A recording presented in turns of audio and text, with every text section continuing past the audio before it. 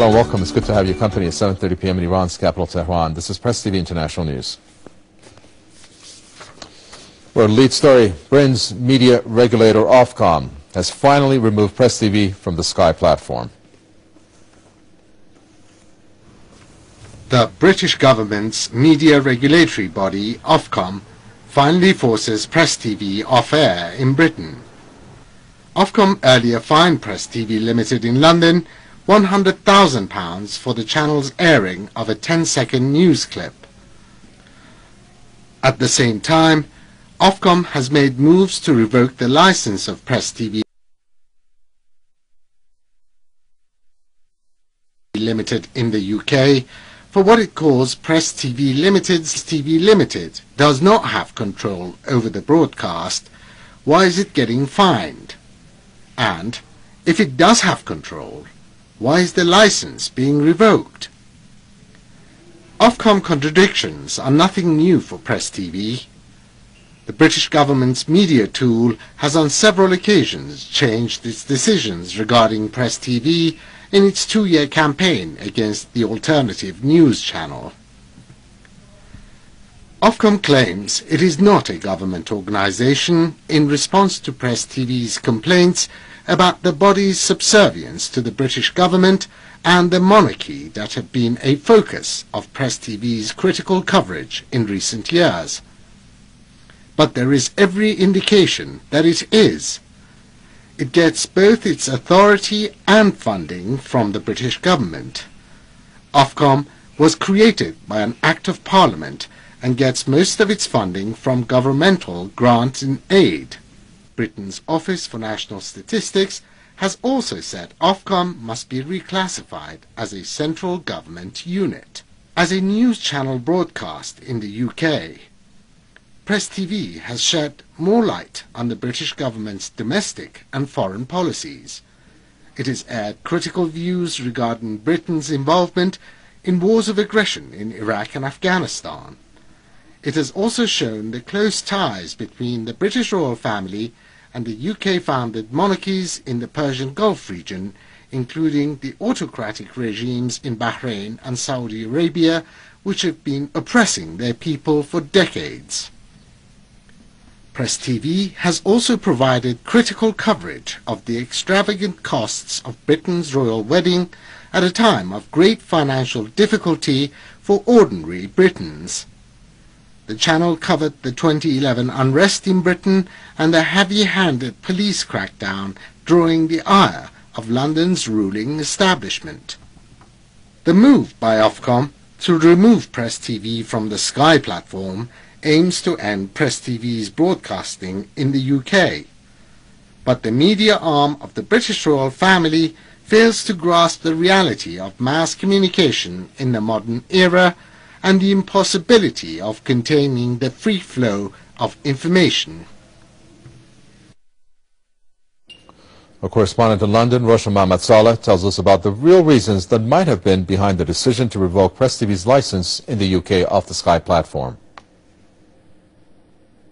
It looks like the London office received a letter this morning confirming that Ofcom had taken the decision to revoke Press TV's license in the UK, which means that we will be taken off the main satellite platform here in the UK, the Sky satellite platform, which is available to around 6 million homes. And the reason they gave for this was that there was a discrepancy, an administrative discrepancy relating to the license which was signed in 2007, and what they're saying is that editorial control is in Tehran and not in London.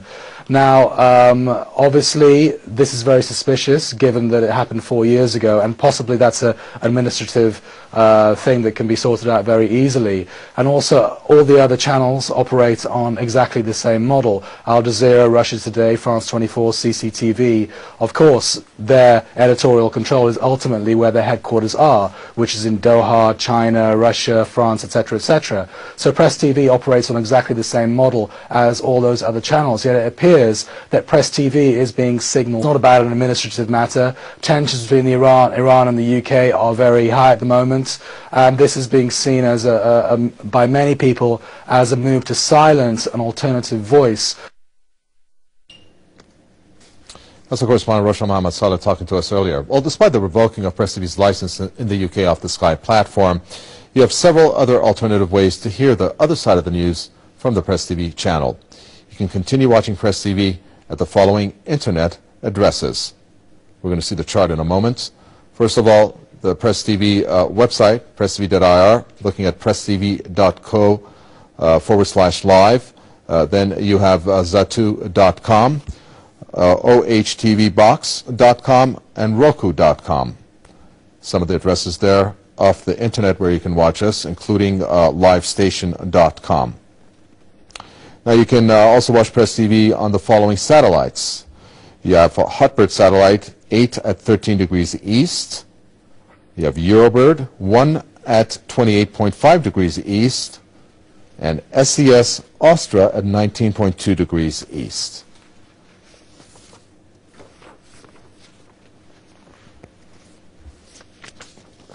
Let's bring in George Galloway, former British MP, who joins us from London to get his views upon what has happened. We're George Galloway, perhaps a clear display of media censorship by what has occurred, don't you think?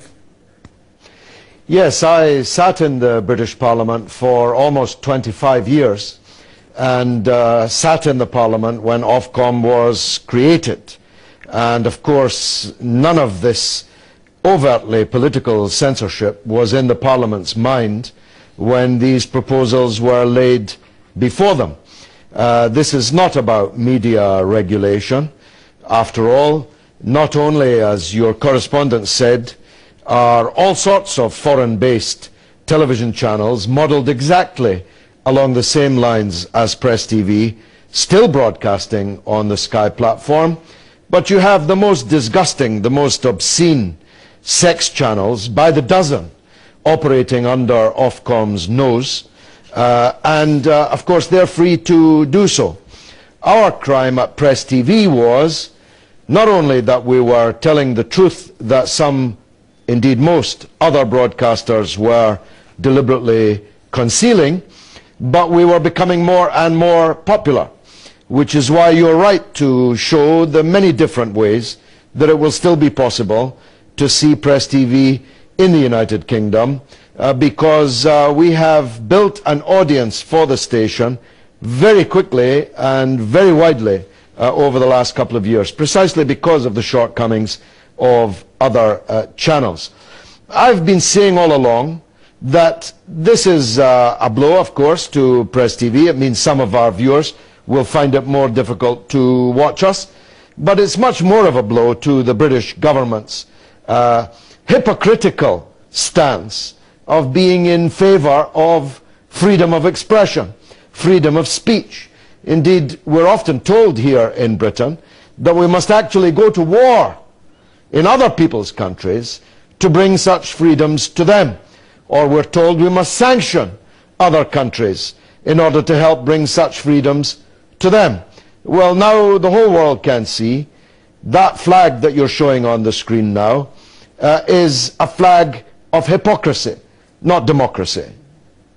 And if you can tell us a little bit, George, about the CEO of Ofcom and any other personnel of Ofcom in terms of their past, their relations, if there are any, to the UK government, for example, or to BBC, in which some have worked there prior. Yes, most of them, in fact, fit into one or other of those categories. They are highly paid factotums, ultimately, as your package showed, servants of the British state. They're not independent at all, as this action makes clear. After all, it was foreshadowed in the WikiLeaks cables, which revealed a discussion between British and American officials in which it was explicitly stated that steps were being taken to find a way to put Press TV London off the air. We saw the quotation in the Sunday Times, one of Mr. Murdoch's gutter newspapers, in which a highly placed Foreign Office official was quoted directly saying that, yes, efforts were being made to take Press TV off the air. This is long before any question of fines over 10-second news clips. They were out to get us because we were achieving more and more of a share of the audience. We were being discussed more and more in the country. More and more people were queuing up to be interviewed by us because they could see that this Press TV was a voice for the voiceless, which I'm sure, God willing, it will continue to be. So OFCOM is not independent. It has proved today that it is a servant of the British state and the British government, and that means Mr. Cameron, who was kissing the nose of the Saudi dictatorship last week and kissing the nose of the Bahraini dictator in London at 10 Downing Street just a week or two before. And you have shown the close relationship between Britain and these puppet dictatorships in the Persian Gulf, and our unremitting determination to show the truth about what's happening in Saudi Arabia and Bahrain is definitely one of the reasons why we've suffered this fate. But the biggest reason was not touched on in your package, and it is our determination to tell the truth about the ongoing Israeli crimes against the Palestinian people.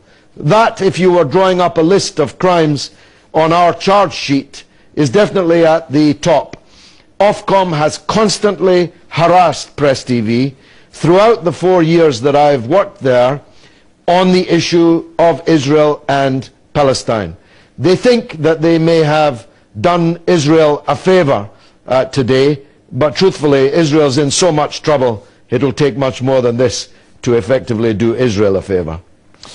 Well, let's talk about a little bit freedom of expression. Now, one of the reasons that OFCOM has come out, which is somewhat contradictory, but let's get into this particular one, is they're saying that Press TV Limited, which operates out of London, has its editorial content being controlled out of Tehran.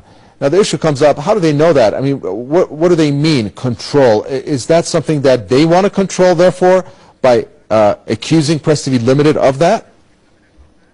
Well, as your package showed, there's an inherent contradiction in their stand. If Press TV London does not control the editorial content, why was Press TV London fined £100,000?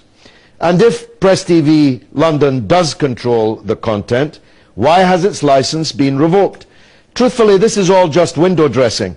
It's throwing sand in the eyes of the undiscerning. But it will not convince or persuade many people in Britain who know the real reason why we've been taken off air.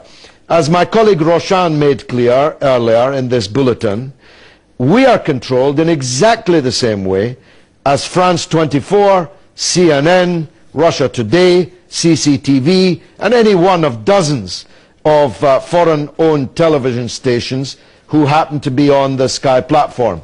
And the day will come, I have no doubt, when Britain's relations with one or other of these countries that are represented through their television stations on the Sky platform will fall foul of political relations with Britain, and the same merry-go-round, the same constructions, false constructions, can be made against them, and they should beware of that. The British government likes to dress up in the clothes of liberty, but in truth it is far from a friend of liberty, and they have demonstrated it in the course of their action against Press TV throughout the last few months and again today. Well, since you're mentioning other stations, do you think therefore that they are trying to make a statement? Because we can see pretty much how other stations, as you mentioned, operate in the same way in terms of the contents that are presented. I mean, is Press TV the one they're trying to vilify and at the same time send a message to these other stations to cool down on issues, for example, that it has to deal with the Israel and Palestine, as you mentioned, being one of the biggest reasons for Press TV to have been given this? I think that's a very good point. The great Briton, Francis Bacon, described self-censorship as the arrow that flies in the night, because no one sees it but it achieves its deadly effect. And this action today by Ofcom will undoubtedly cause self-censorship elsewhere in the media operating in Britain, because people at the top of other media outlets will know that if they or the country to which they belong falls foul of the British Anglo-American foreign policy axis, that the same thing can happen to them. So they will begin, like the arrow flying in the night, to self-censor themselves before Ofcom has to do it for them. And that will be a general levelling down of the level of truthfulness in the British media, which is already in a pretty parlous condition, I must tell you. The cat's chorus of conformity within the prevailing orthodoxy in the great majority of stations broadcasting in Britain is already becoming infamous around the world. The BBC, which was once the pride of Britain, became the Bush and Blair Corporation and hasn't recovered from that period, and is absolutely craven in front of power, because of course the British state controls the purse on which they all live, and live very well, just like the executives at Ofcom live very well out of the public purse.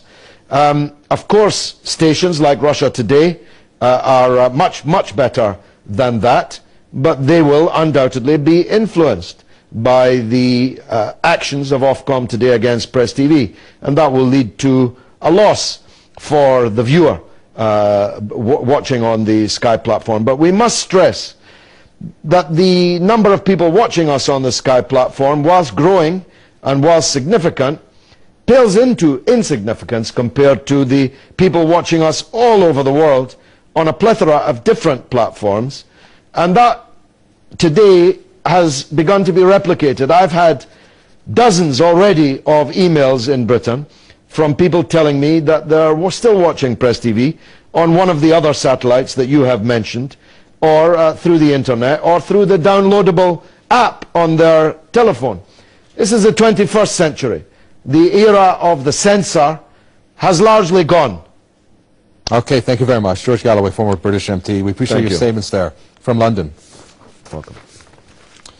By the way, we're going to cover that in our Press TV News Analysis. That's coming up at 18:32 GMT. Do join us for that. Moving on to news from